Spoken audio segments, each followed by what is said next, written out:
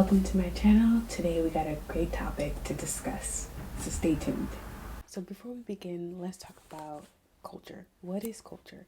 Culture is a shared belief, traditions that one group practice and identifies within that culture makeup that they continue to practice and pass down from their children and children and children for generations.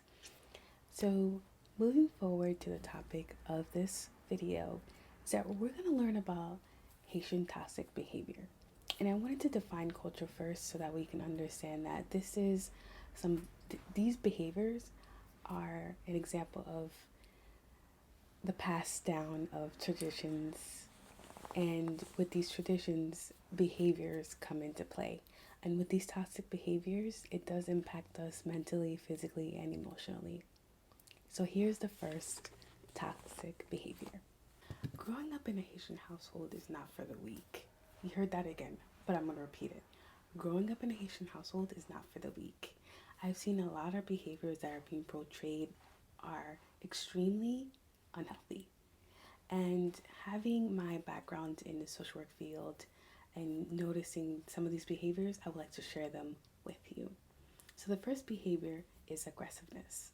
This I've seen in so many different ways. Some of the aggressions are very much unnecessary in the type of settings that this aggression is being presented. I have seen where whether it's the yelling, the raising of the voice, the verbal abuse that's attached to it, the verbal words that's attached to it. And it's very problematic because it causes a lot of stress and anxiety and also self-esteem when it comes to this type of toxic behavior. And this is one example of what I mean by it being toxic, because it's something that's been passed down from generations for generations. And when we talk about different ways to try to calm our voice down and try to minimize the aggressiveness, it's kind of hard to do because it's part of what we were taught.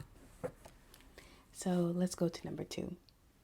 Okay, the second toxic Haitian behavior is titled Holding Grudges. Now, this is a very long title because, I couldn't find any other way to shorten it.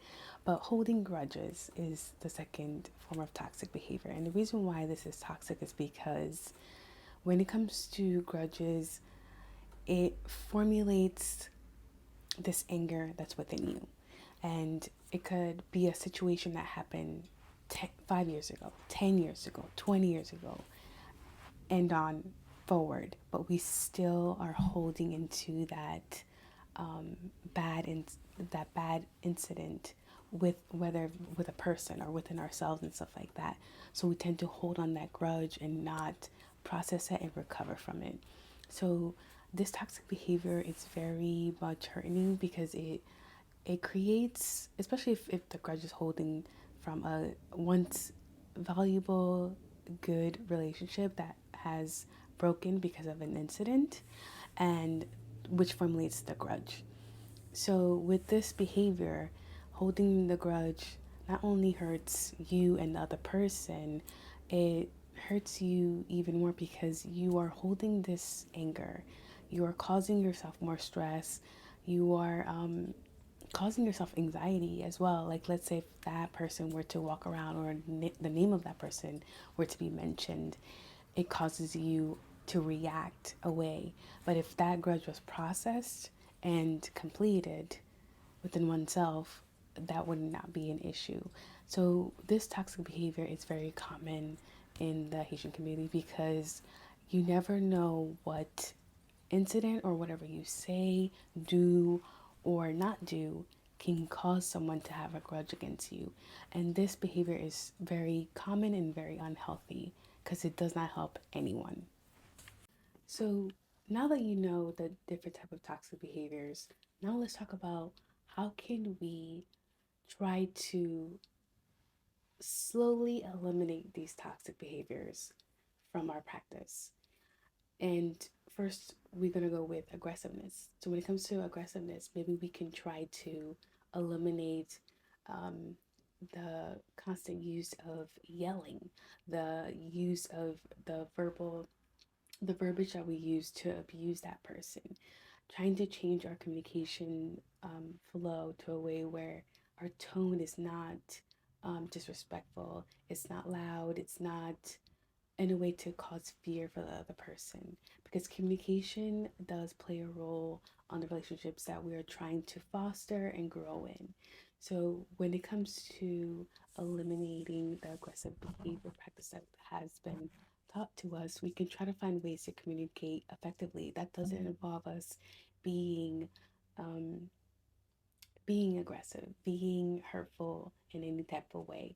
So, trying to change the way that we use our words and also the tones that we are using when we're communicating. Now, as for holding grudges, I understand that when we get our feelings hurt, we tend to not want to experience that pain, and we decide to, like, you know what? I don't want that person to cause me any more pain. I'm going to eliminate them. And they don't even know that they caused me the pain. So I'm just going to do it how I want to do it.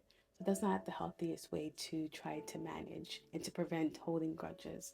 So the best thing is to, once again, communicate with that person. If you have an indifferent with, communicate with them and to address this is how you felt and how you can process it and understand that maybe this relationship no longer is helpful to both of us, or maybe we can't see eye to eye, maybe we need a break, or maybe we can try to work on our communication further.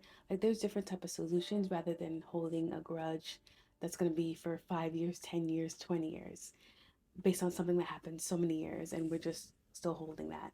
It hurts us, and it hurts the people that's around us.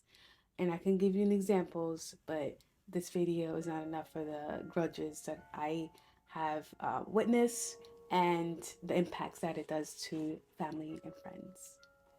So in this video, you have learned two toxication behaviors, and I hope that you were able to learn from the examples and the reason why this behavior is very toxic in our community.